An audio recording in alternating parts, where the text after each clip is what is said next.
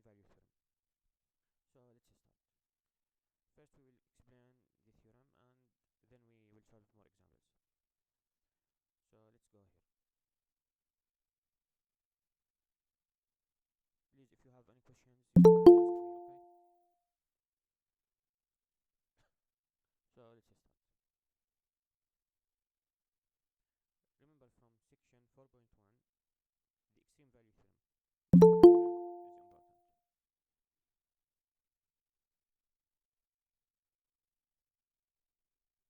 important. So let's see the extreme value theorem.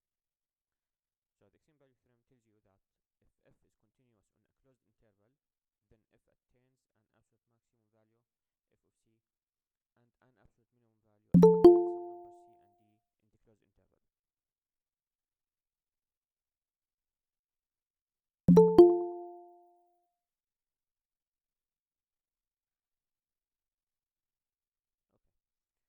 So if you have continuous on a closed interval, then this function attains absolute minimum f of c and an absolute minimum f of d at some number c and d in the closed interval. Examples.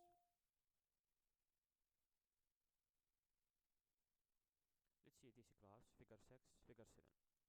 Figure 6, you have minimum value 0, but no maximum value. Why? Because here it's not a closed interval. Here this is defined from minus infinity to infinity, right? So this is not closed interval. So you don't have, in this example, you don't have maximum, but you have minimum. See this example, execute.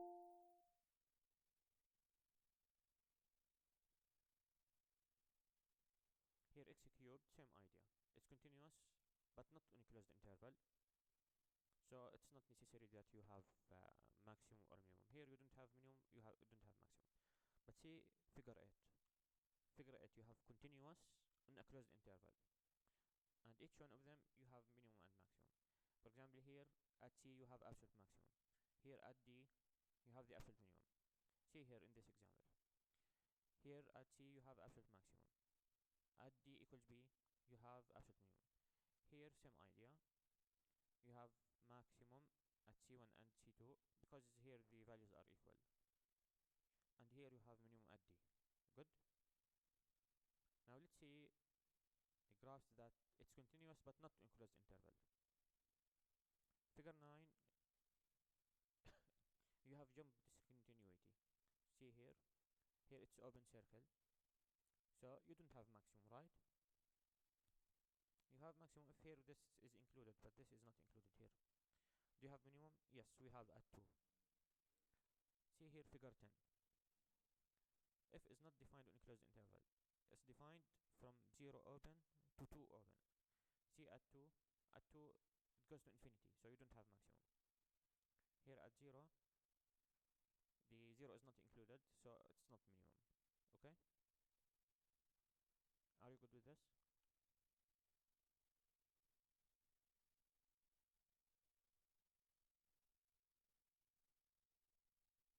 Please remember to write your name and student ID.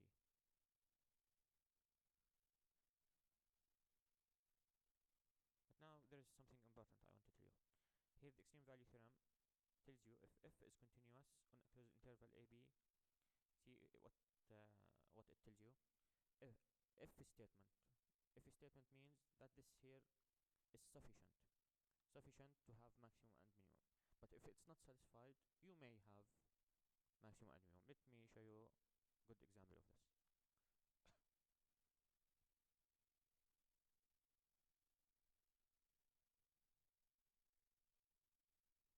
For example, let's see here y axis, x axis. So we will make function that it has absolute maximum and absolute minimum, but it's not continuous in closed interval. For example, if you have this example,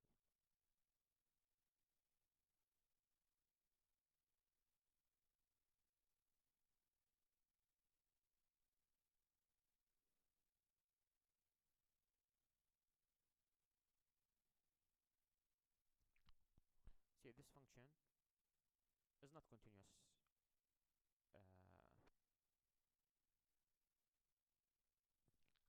Just one moment.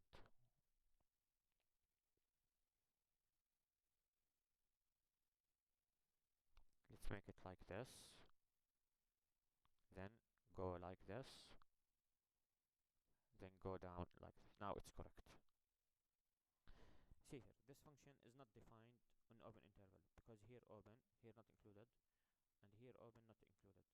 So it's not, for example, say here is 1, and here is 7, for example, and here 3, for example.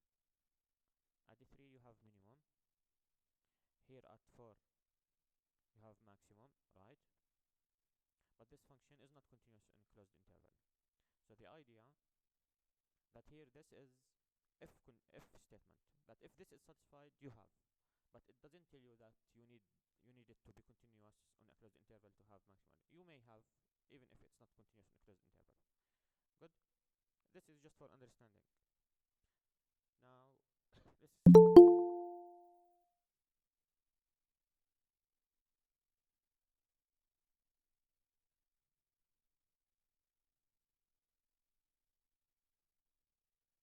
we also need the Fermat's theorem.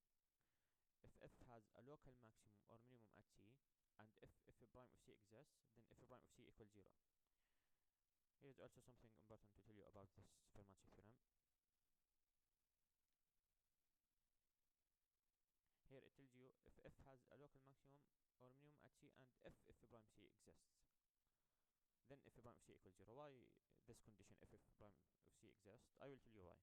But first let's see this from a graph. Here you have maximum, right? So you have horizontal tangent. When you have horizontal tangent, the value of derivative is 0, right? So this is the idea. Same idea with the minimum. If you have minimum like this, you have horizontal tangent, so the derivative is 0. But why this here, if prime of c exists?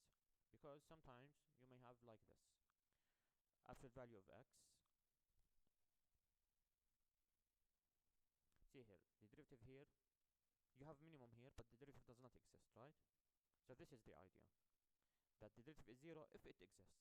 Here, if it exists, the derivative is 0. This is the idea. So later when you study the critical values, it will not be just the values f prime of c equals 0. You will also find f prime does not exist, because sometimes you may have the minimum and maximum at value where the derivative does not exist, as here in absolute value of x. So remember this. Now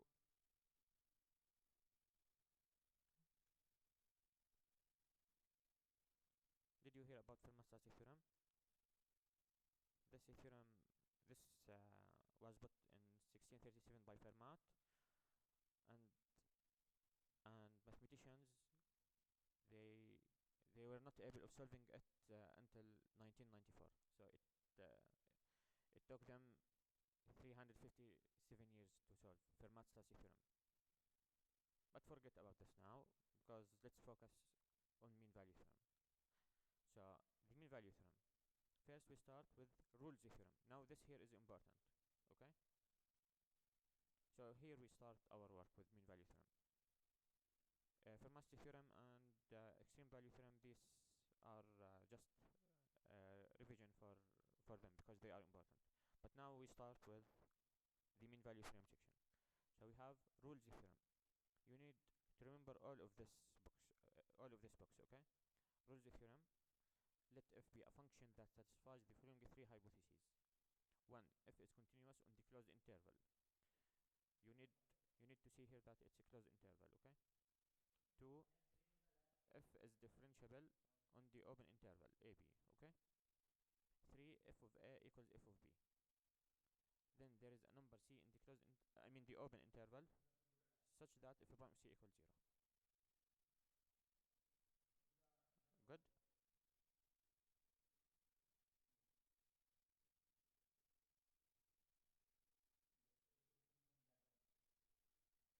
Now I will show you examples. See these examples. Figure 1. Figure 1A. So figure 1A, You have constant function, right? It's continuous in the closed interval, the constant function, right? It's also differentiable in the open interval. And you have here, since it's constant, f of a equals f of b, right? Then there is a number c in the open interval such that f prime of c equals 0. But the constant function, what's the derivative of a constant function? It's 0, right? So the constant function satisfies the rules of the theorem easily, right? Now let's see part B. Part B, this function, it has maximum, right? Since it has maximum, then the derivative is 0 at c, right? Same idea with the graph C. Graph C, you have maximum and minimum. So there is number C such that the derivative is 0. You have two values for C. Here you have maximum, here you have minimum. Same idea with graph D. Is it clear? Do you have questions about this?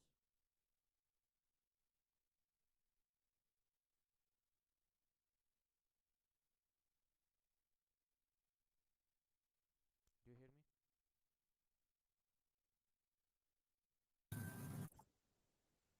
Yes, we hear you. Yeah, okay. Remember to write your name and student ID. Now, now the idea here I told you here about the graphs that you have maximum, minimum, constant. This is the proof of the theorem. Here, here is the proof, but here the proof is just for understanding. What you need is just to study the statement of the theorem and solve examples. So I will show you the proof just for understanding. No need to study the proof later, just for understanding. So first case, you assume f is constant, then if x equals k constant. When you differentiate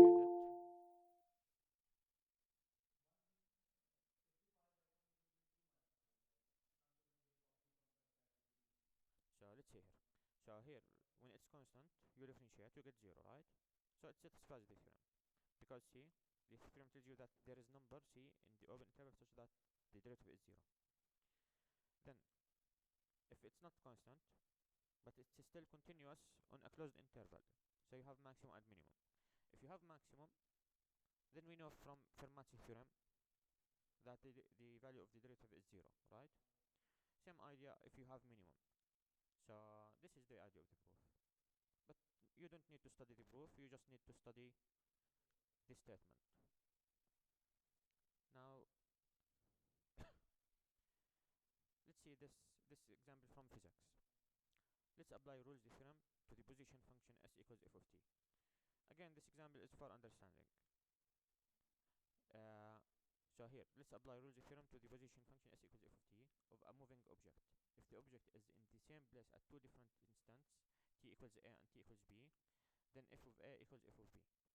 Rules theorem says that there is some instant of time t equals c between a and b when f prime of c equals 0. That is, the velocity is 0. In particular, you can see this. You can see that this is true when a ball is thrown directly upward, right? Now let's solve.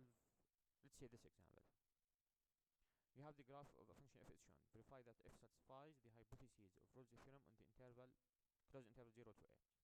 Then estimate the values of c that satisfy the conclusion of Rolle's theorem on that interval.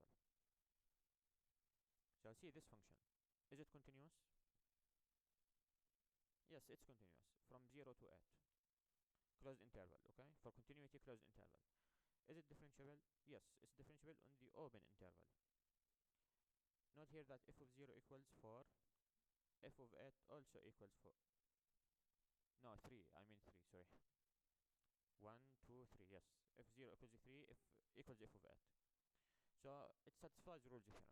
So by Rolle's theorem, there exists c in 0, 8, 0, 8 here open interval, such that f prime of c equals 0. Note here that you have maximum nearly at 5, right? I think it's exactly 5. You also have minimum at 1. So these values satisfy the theorem. You have f prime of c1 equals 0, f prime of c2 equals 0, right? Good. Now question 2 tells you draw the graph of a function defined on the closed interval such that f0 equals f of 8 equals 3 and the function does not satisfy the conclusion of Rolle's theorem on the closed interval 0, 8. Note here that they want us to draw a function satisfying this if 0 equals if 8 equals 3. So we can draw the graph to be not continuous or not differentiable, right? Because the Rolle's theorem tells you continuous on the closed interval, differentiable on the open interval, and also f of 0, I mean f of a equals f of b. But here f of a equals f of b is given.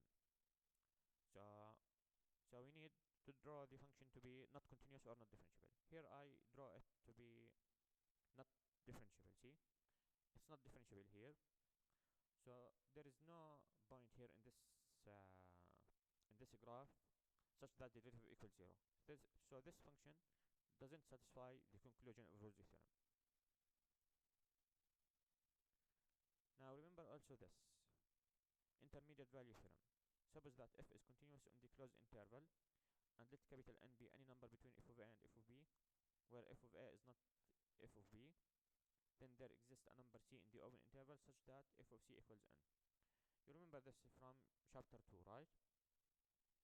But here you can improve it more, a better form of it, but you didn't take this form before, because to take this form you need to know that function continuous in closed interval, it has minimum and maximum. But you study this in chapter 4, that function continuous in closed interval has minimum and maximum.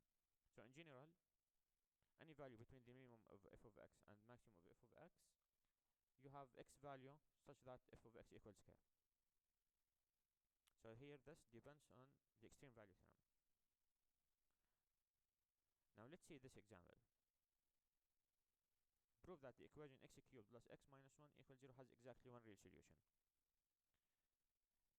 To prove existence of solution, you use intermediate value theorem, right? So you need x value such that the result is negative. So f minus 1 is minus 3.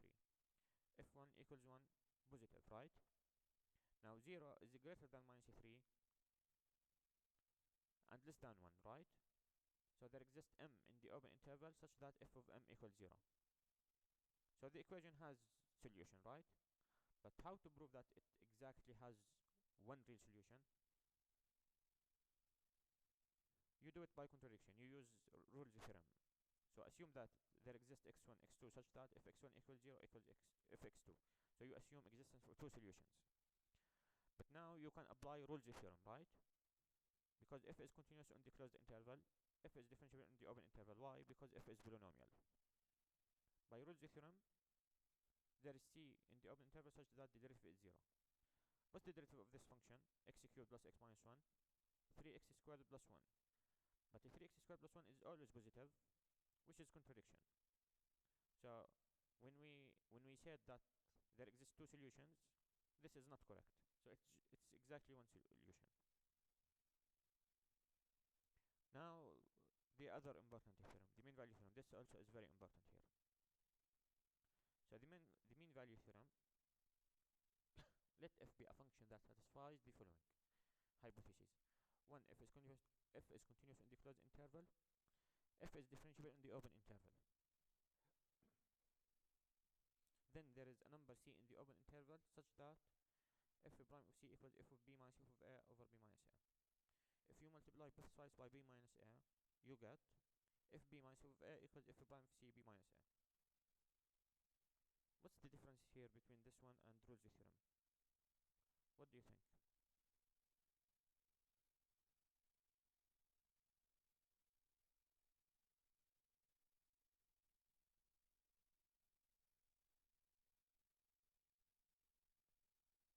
Did you all write your names and ID?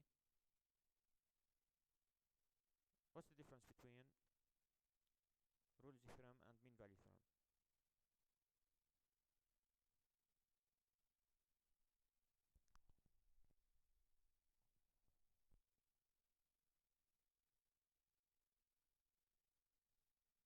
Do you hear me? 16 Pro.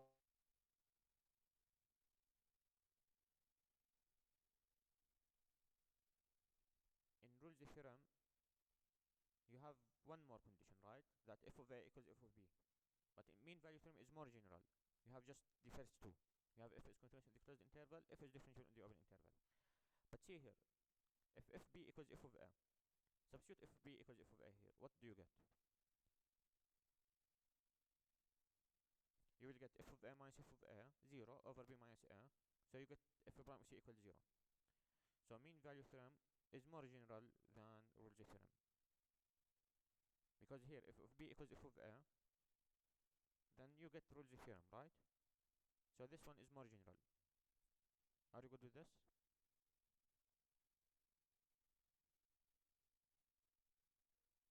Is it clear? Yes, Professor. Now let's see the geometric meaning of f prime of c equals f of b minus f of a over b minus a. What's the meaning of f prime of c? The geometric meaning, I mean.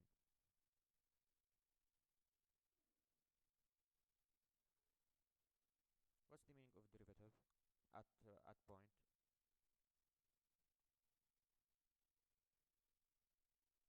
Do you remember?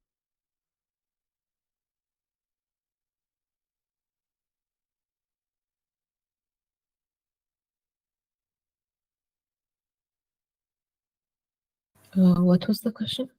What's the derivative? What's the meaning of derivative at point? Geometric meaning. Slope of the tangent. Yes. So here f prime of c means the slope at c, right? What's the meaning of f of b minus f of a over b minus a? Slope of what? Slope of the line between the point a f of a and b f of b, right? So the geometric meaning of mean value theorem, that there is point c such that the slope of tangent equals the slope of the points a f of a, I mean the line passing through a f of a and b f of b. See here, this graph, the slope of tangent here is the same as the slope here, right? Same idea here. Slope between a and b is the same as the slope here at b1 and b2. Are you good with this?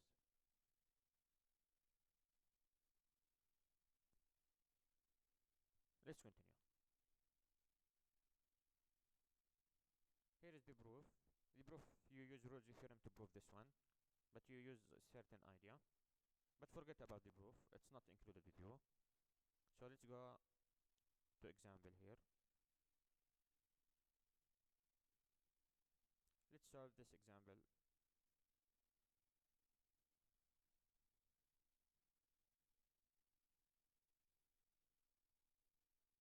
We will solve this example now. This is important, okay? You will solve such problems. So you have f of x equals x cubed minus x. We will apply the mean value theorem, right? With the a equals 0, b equals 2. First, you write, is this function continuous on the closed interval? What do you think?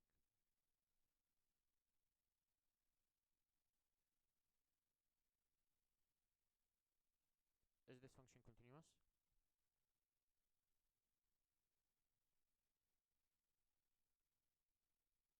You need to participate, okay? Should we first find the f of x? f of x is given.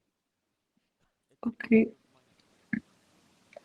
Can we do the average slope? No, you go through the hypothesis. Is this function continuous on the closed interval Yes. 0? Yes, because it's polynomial, right? Yeah. So f is continuous on the closed interval 0, 2. So first one is satisfied. Now, is it differentiable on the open interval? Yes, it is. Yes, because it's polynomial. So it's differentiable on the open interval 0, 2. This we are solving example for mean value theorem. So no need for third condition. So it's just two conditions. Then it tells us what? That then there exists. When you solve such a question, you need to write like this. You need to write that these conditions are satisfied.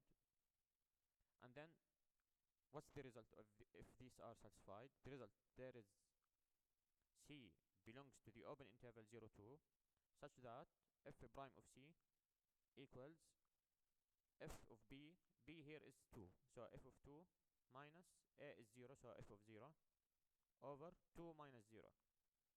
What's the derivative of this function? F prime of x equals what?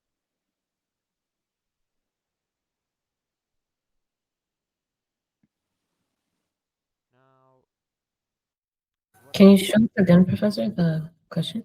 Yes. Can we make like f of 2 is 2 cubed minus 2? yes, I will substitute it. But let's find the derivative first. What's the derivative here? The function is x cubed minus x.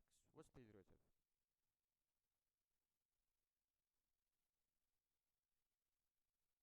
3x squared. Yeah, 3x squared minus 1. Yes, thank you. So substitute the c value. You have 3c squared minus 1 equals. Now what's the result of f of 2? I will calculate f of 2 in green, okay? So f of 2 equals 2 cubed minus 2, which is 6, right? What is f of 0? 0. So f prime of c equals 6 minus 0 3. over 2 minus 0 equals 3. Now add 1 to both sides of this equation, plus 1 plus 1. Then you get 3c squared equals 4, right? Then Yes. c squared equals 4 over 3. Then c equals what? Plus or minus? 2 over root 3. Good. But here there is important thing that you need to check here. What is our interval? 0 to 2, right? Yeah, we need to choose the value, like the interval should be 0, 2. You mean the positive solution, right? Yes. So we take the positive solution. So always when you have two solutions, you need to check which one of them is inside the interval, okay? Mhm. If you don't know the exact value, you use your calculator. But here it's easy, right? Because the Yes. interval 0 to 2, it contains just positive numbers, right? Yes. So if you have positive and negative, you take the positive one, right? Yes. So here you remove the negative one, you take just the positive. Are you good with this? Yes. Okay.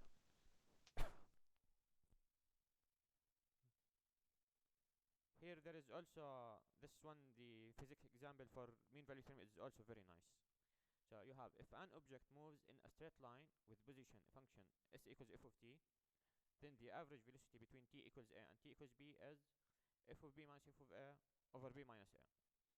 And the velocity at t equals c is f prime of c. It's good to see applications, right?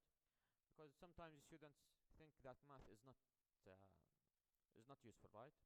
So see this nice application. So thus the mean value theorem in the form of equation 1 tells us that at some time t equals c between a and b, the instantaneous velocity f prime of c is equal to that average velocity. For instance, see this nice example. If a car traveled 180 kilometers in 2 hours, then the speedometer must have read 90 kilometers per hour at least once. So in general, the mean value theorem can be interpreted as saying that there is a number at which the instantaneous rate of change is equal to the average rate of change over an interval. Okay?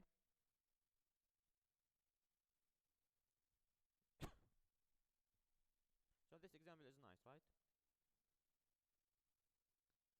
So if a car traveled 180 kilometers in 2 hours, then the speedometer must have read 90 kilometers per hour at least once. But how to write it as equation? Let's see.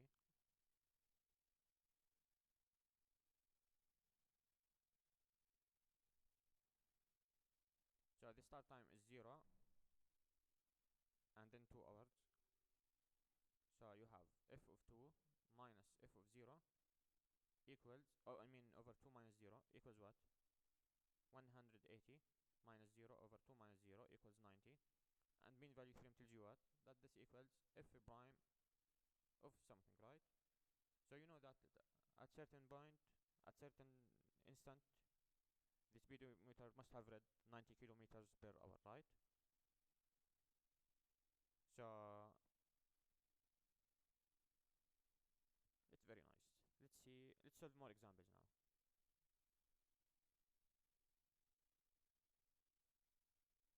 before that, there is no. Let's solve examples. There is also another important part, but before it, let's solve these examples here. Here, these problems are from your professor, okay? So they are important. So let's start. Find C in the closed interval. Here, this one must be open, okay? Because the theorem tells you there is number in the open interval. So here, this is open. So find C in the open interval determined by the MVT. MVT stands for mean value theorem, okay? For f of x equals e to x. First, we need to see whether this function satisfies the two conditions, right? So one, is this function continuous? What do you think? Yes. Yes, because it's e to x. There is no problem with e to x. So f is continuous on the closed interval 0, 1. Is it differentiable? Yes, it is. So f is differentiable. So you will have such questions. So if you understand this and the questions below, you are good. So f is differentiable on the open interval. It's also differentiable, so it's good. So this is satisfied, this is satisfied. What's the result? There is C in the open interval 0, 1 such that f prime of C equals f of B minus f of A over B minus A. What's the derivative of e to x?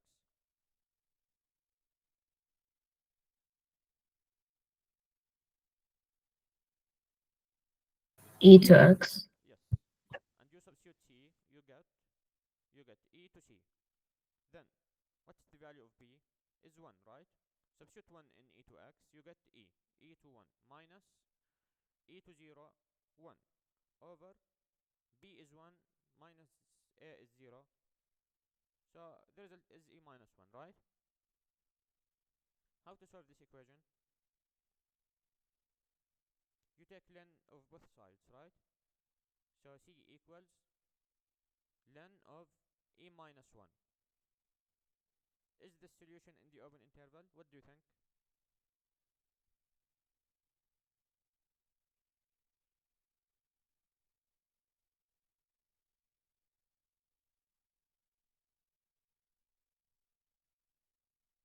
Professor, what was the question? Is this value here of c, is it in the open interval c1? I mean 0, 1? Yes. Yes, Even if you don't know the value, it's one solution, right? The theorem tells you that you know that the solution is in the open interval, right? So if it's one solution, then it must be in the open interval, right? But if you have two solutions, for example, if you have another solution, 2 for example, 2 is not, so you don't take 2, okay? But 2 here is not the solution. So remember this, okay? Now question 2. So this function f of x equals, let's simplify it a little bit, 1 minus 2 over x, right? Now, note that f is continuous on the closed interval.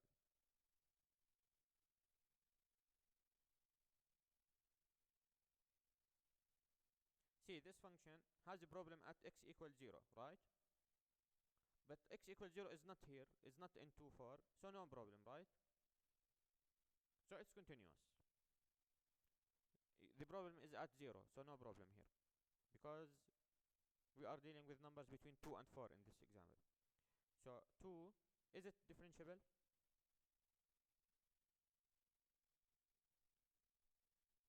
Let's find Yes, this. it is. F prime of x equals derivative of 1 is 0 minus 2 over x, the derivative is 2 over x squared, right?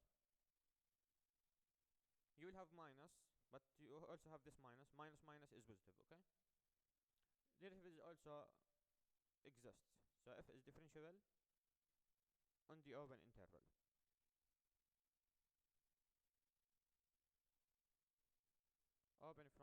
2 to 4.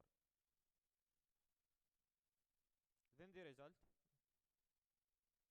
if these are satisfied, then there is C in open 2 to 4 such that f prime of C equals f of 4 minus f of 2 over 4 minus 2. Now substitute C in the derivative, you get 2 over C squared equals, what is f of 4? See, the function is 1 over 4. no, this one. F of 4 is 1 over 2. Yes. So you And get 1 minus 2 over 4, which is 1 minus half. So 1 over 2 minus, now substitute f of 2, you get 0, right? it's 0. Over 2.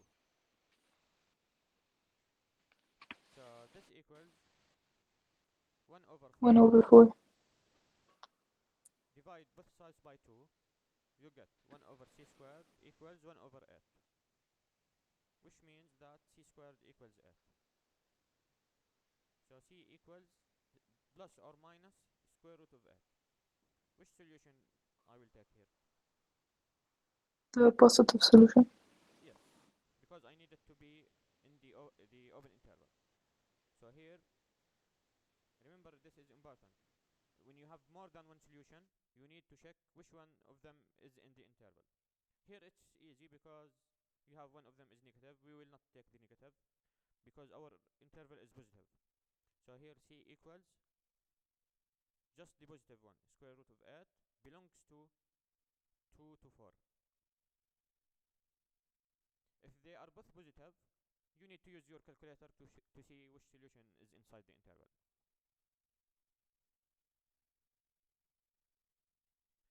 Now this function, why does f of x equals square root of x squared minus 4 not hold true for the MVT on minus 3 to 1? What do you think? So it's not continuous or it's not differentiable. What do you think? Is this function continuous? No.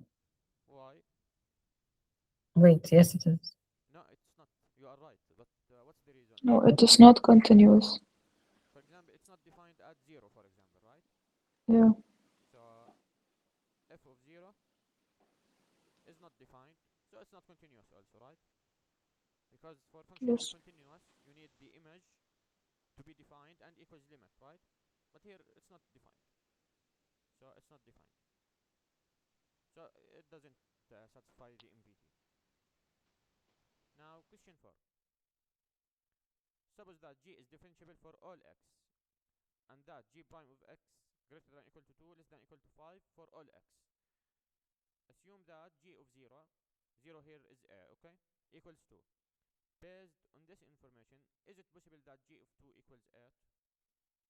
So this function satisfies the conditions of mean value theorem, right? But is g continuous? What do you think? Here in the question they tell us that it's differentiable. They didn't tell us anything about continuity. What do you think?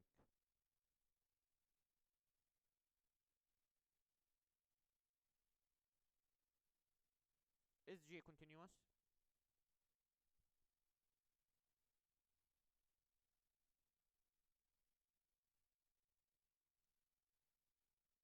What do you think?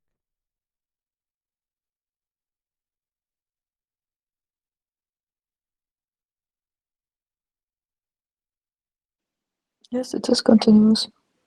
Why is it continuous? Because it's differentiable like Yes, everywhere for all x. yes, thank you. So it's continuous everywhere. Yeah, we studied in end of chapter 2, we studied that differentiability implies continuity, right? So if I tell you that the function is differentiable, then it also tells you it's continuous. So remember this, okay? So here g satisfies mean value theorem, right? So you can say there is there is C. So here we have differentiable implies G is continuous, so MVT is satisfied. So the result, there is C in the interval. What's the interval? See here, it's A equals 0, B equals 2. So open from 0 to 2, 0, 2. such that G prime of C equals G of 5 minus G of 2 over 5 minus 2. So equals G of 5 minus G of 2 over 3. But let's substitute G of 5 and G of 2. Not 5, I mean, sorry, I don't know. Oh, yes, I know. I took the values of the derivative, right? I mean here, G2 minus G0 over 2 minus 0. What is G2? It's 8, right? What is G0? 2. 2 minus 0 is 2. So 6 over 2 equals 3. So the value G2 equals 8. There is no problem with it, right? Because see, the derivative is 3. Derivative is 3, it's between 2 and 5, right? So there is no problem. Are you good with this?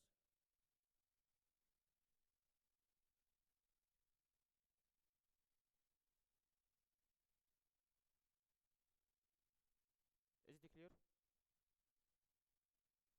Yes. The question gives you that the derivative is between 2 and 5, and asked you whether it's possible that G2 equals 8.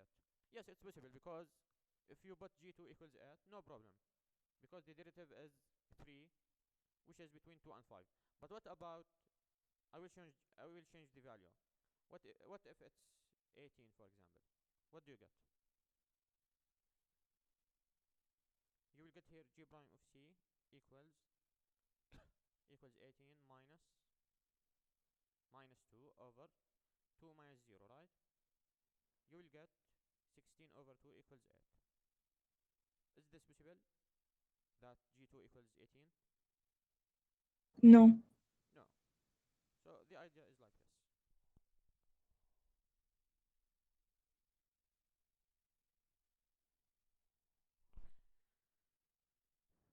Now,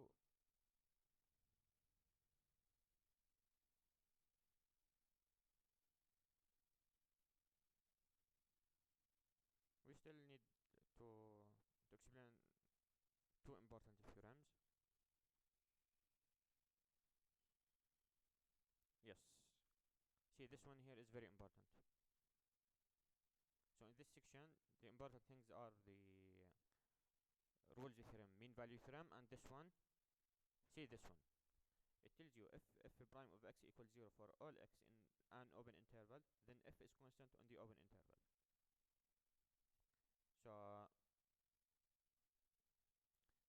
So if you have derivative equals 0 for all x in open interval, then f is constant. For example, f equals 5, for example. But how to prove this? Again, the proof is just for understanding. So, but before that, is this function here, is it continuous?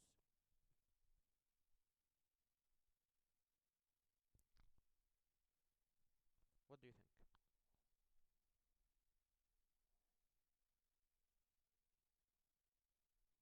Is the function continuous?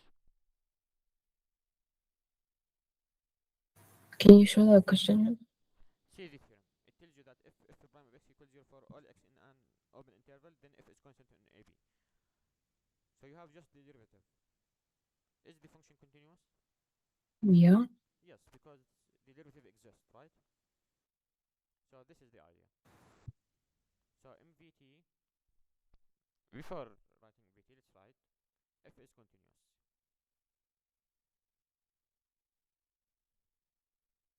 So next you say, let x1, x2 belongs to AB such that x1 less than x2, or they are not equal, the inverted.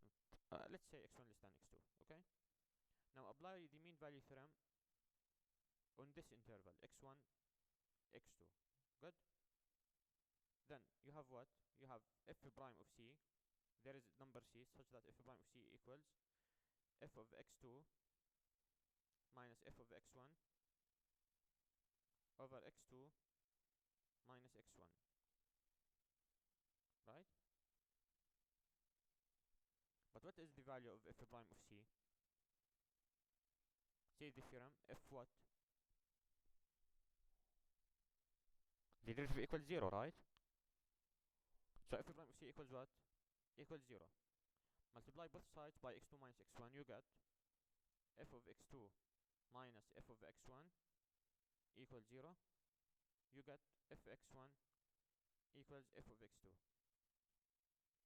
So the values are equal for any 2 points, which means what? That it's constant, right? Are you good with this? This proof is just for understanding. So what you need is just to understand the theorem, just the theorem. The proof, I wrote it just for you to understand.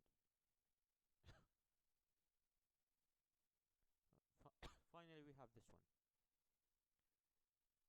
When you take integration, you usually add constant, right? This corollary is the reason why you add constant. But what do we mean by corollary? Corollary is the theorem, but its result. So here you have theorem 5, right?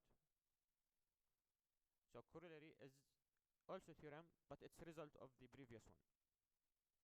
See here why. Write h equals f minus g, okay? Then h prime equals f prime minus g prime. See here, this is the same as f prime equals g prime. It's given in the if statement, right? If f prime equals g prime for all x in open interval, then f minus g is constant. How to see this? Write h equals f minus g, then you get the derivative is 0, then you use the last theorem. Then f minus g equals constant, add g both sides, you get f equals g plus c, right?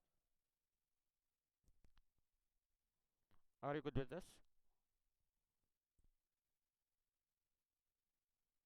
Okay. Next time we will solve more problems. Okay? Because this time we didn't finish all the problems. These theorems are important. I will show you examples next time. But you need to understand them. That if the function is the derivative is 0 on open interval, then the function is constant. Also, if f prime equals g prime on open interval, then f equals g plus constant. These are important. We will solve examples next time. Thank you, Professor. You are welcome. Thank you, Professor. Thank you. You are welcome. Thank you.